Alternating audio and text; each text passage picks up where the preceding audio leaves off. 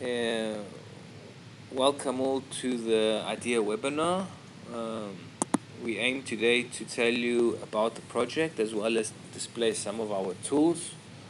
My name is Alexandros Gerachotis. I'm from the University of Cyprus, the coordinator of the project. So we'll get right into it. I am running a live Skype session. We have some participants involved already. Thank you for joining us, those that have. And I will save questions for the end. In case you have any questions, feel free to ask. So we'll just run this. Okay, so IDEA stands for Innovative Direction in Energy Advising. And the focus is on energy poverty. So we are looking at how households can secure adequate amounts of energy in the home, allowing them to keep their living spaces warm or cool, well lit, have access to any range of energy services that they need, and to be able to cover the related costs to have those services. And energy poverty is a serious issue that we are experiencing, and it's a major barrier preventing a change in the current energy consumption of citizens is lack of education and knowledge on the topic. So this is how IDEA project came about. And if we summarize what the project aims to do, we aim to implement an educational platform that can offer this energy awareness and that is comprised of a number of ICT tools that helps in this education. And we will create a program along with educational material and a curriculum for adult education on energy poverty.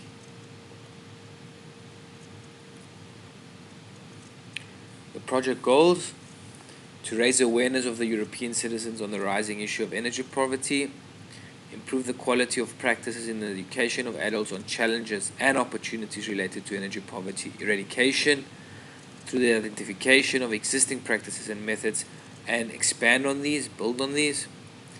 We want to develop a high-quality educational approach that looks at both technical and social sides of the energy poverty issue. We want to show that there are possibilities for entrepreneurship within the area of energy advising. So especially unemployed could get some motivation and ideas to enter this market and find some opportunities. Through the project, we also want to create and establish an international network of energy advisors who visit energy poor households and advise citizens. We will create a curriculum that helps in the education of the trainees, energy advisor trainees. Build a group and network of stakeholders, relevant stakeholders, who are interested in educating citizens on energy poverty and energy advising.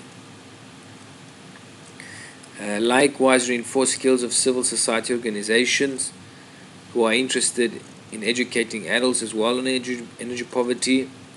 And we'll also develop the related ICT tools that helps in education and awareness on energy poverty. Our target groups: civil society organizations who are active in the area of energy poverty, institutions that are active in the education of adults, municipalities, energy agencies, universities, and to sum up, any type of stakeholder who is involved or interested on the topic of energy poverty.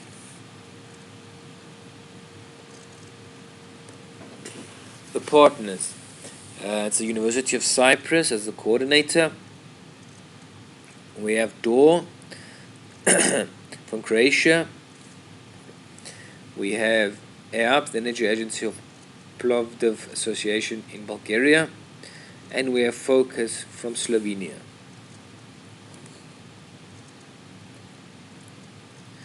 If we summarize the intellectual outputs of the project. There are 4 main intellectual outputs. The first one looks at creates an overview of existing materials and determines training needs assessment for the tools that will be to be developed. In the second intellectual output, an educational program was created based on a best practice exchange where all partners came together, and we'll talk about it a bit more. Intellectual output 3 looks at the educational tools on energy poverty, and intellectual output 4 includes a set of dissemination tools that educate on the topic as well. So intellectual output 1, which was the overview of existing materials and training needs assessment. What was the main objective here? We wanted to, as a consortium, to get an up-to-date insight onto what other types of tools exist or methods and educational practices with regards to training in the area of energy poverty. As mentioned previously, looking at both technical and social aspects of the issue, and to identify gaps as well in those materials which we could come in and support and build upon through our project. We needed to identify stakeholders active in the field, or who would be interested to become more active in this field. So there were a series of activities in intellectual output 1, 4 to be precise. The first one looks at the state-of-the-art analysis, which included identifying existing methods and practices for education on energy poverty. Activity 2 was a training needs analysis, where we collected information on current existing understanding of energy poverty. So we had a questionnaire here where each partner in their own country collected data from citizens to understand what their level of understanding is in the area of energy poverty. Based on that data, in Activity 3, we produced some country-specific reports, and Activity 4 brought all those reports together, where we created one overall report and some country-specific results were compared. So this is the website, if you were to visit the IDEA website, and we'll talk a little bit more about that in our tools, which is the following part of this webinar. With regards to intellectual outputs, if you visit the results page of the website, you'll find all the intellectual outputs listed. Regarding this overall report from output 1, in total we had 144 participants. 39 were from Cyprus, 35 from Bulgaria, 32 from Croatia, 38 from Slovenia. Through this report, one can read about the different stakeholder needs. Which topics and content do those stakeholders consider are important? How and in which format should tools be designed and developed to be more beneficial for the purpose of educating on the topic of energy poor? Through the results of the survey, we gathered and gained some direction in terms of how to go about and design and develop the IDEA ICT tools. Some highlights or aspects that show up in this report is that our findings between the countries show that there's a lack of definition in terms of energy poverty, and moreover there's no coherent set of indicators in place, so it is very difficult to monitor energy poverty in a whole. So this is an example of the report. I'll use Cyprus as an example, but as you'll see in the table of contents, there's a section for each of the countries. So if you visit the Cyprus section, the first section, subsection, would be about existing tools, methods, and educational practices for trainings in the areas relevant to energy poverty. Section 2 would look at relevant stakeholders in the area of energy poverty in adult education. What are the training needs in the area of energy poverty, and some country-specific information on energy poverty. So forth, each country had a similar section. This is a picture or a piece that's come out of this document. So if you look at section 3.2 relevant stakeholders, you can see, for example, in the document where we this is the one for the relevant stakeholders. This would be for existing tools and methods and practices in Cyprus, for example. So you'll find this information for each country. Existing methods and tools, relevant stakeholders in the country. If we go back to our table of contents, section 3.3 focused on training needs assessments. So you would find the data from the questionnaire collected and the results explained as well. And section 5 of this document of intellectual output 1 is the comparison of country-specific reports and the main findings. So we compare between the 4 partner countries the related content. If we look at some of the most striking country differences on energy poverty, in Bulgaria and Cyprus, there is no existing educational program related to energy poverty. There are few existing programs that seem specifically aimed at energy poor households or vulnerable consumers generally. In Cyprus, at least, one can get some low prices of electricity depending on special cases, such as a household in need. Socially vulnerable households get some funding for photovoltaic panels, for example, or other energy-related upgrades for the household.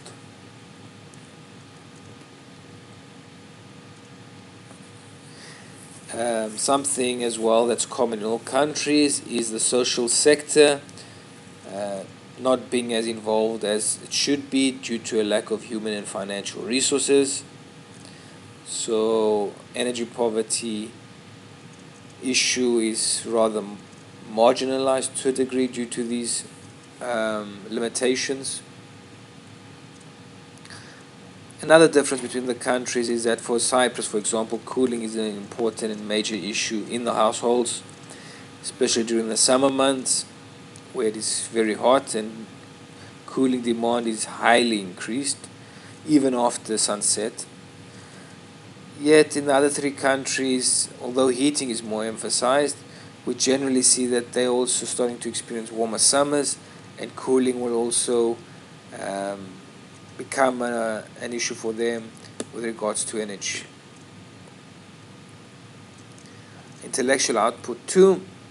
The main objective here was to define the educational program outline, which will help identify and respond to the training needs as these were identified in output 1, as well as serve as an input to create the energy poverty curriculum in output 3.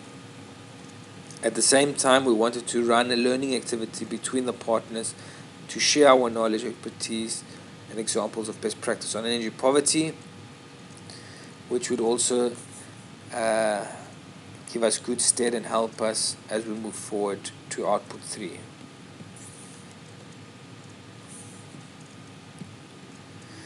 So to summarize, there were 3 activities here.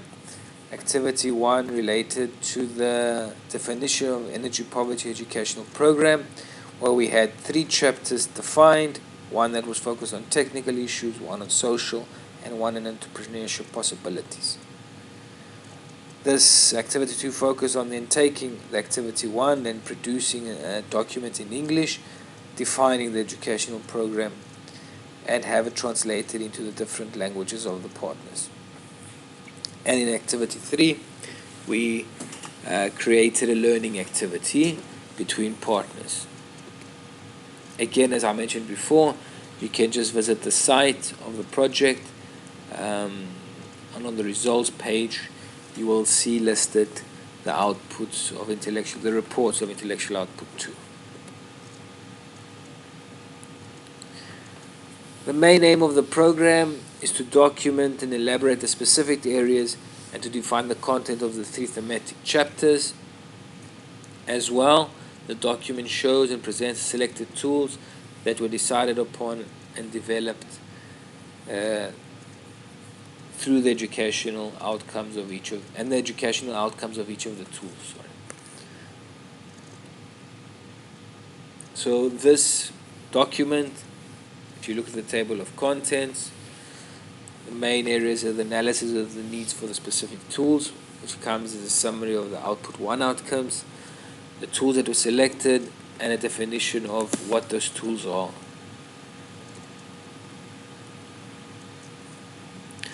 So this relates to the first part of the document, where we take results from output 1, which direct us into defining the tools and how these tools should be designed. Intellectual output 2 is the selection of the tools, where we have a brief description of what the tool will do. And in table 3, there's a bit more detail in terms of what are the educational outcomes associated with that tool and who would benefit from it as a target group, as well as if it's a country-specific tool that requires country-specific values, or if it's a tool that can be used out of the box, shall I say, as is by all 4 partner countries. As mentioned, we had a training event as well, where all staff got together on the project and did training and shared knowledge on the topic, technically, from a social perspective, and in terms of entrepreneurship possibilities as well. And this helped through this course, through this training event, we managed to define actually these tools that you see here. We also had stakeholders visit us, at least from Cyprus, because the training occurred in Cyprus, and they came and visited us and listened to our initial ideas on the tools, and a very good day of discussion occurred, and their feedback was taken aboard, and we moved to improve our tools, which I will discuss in the second part of this webinar, and which we will move to now.